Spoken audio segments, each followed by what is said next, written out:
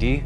I'm a 3D forensic analyst, which means that I use 3D technologies to document, analyze, and visualize crime scenes and accident scenes. Because the digital camera, although everybody has one, it's not really being utilized at crime scenes as much as it could be in terms of, documenting things in 3D. And I think either it's because people don't know about it, or maybe they think it's too much trouble, or whatever it might be.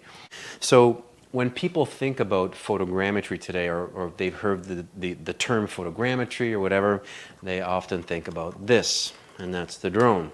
So there's been a big push with drones, to use 3D photogrammetry packages, because it's so easy to put these things in places that we can't just get on our own. So if you're flying this over an intersection or over some kind of a crime scene, a house, whatever it might be, it's very easy to pick up photographs.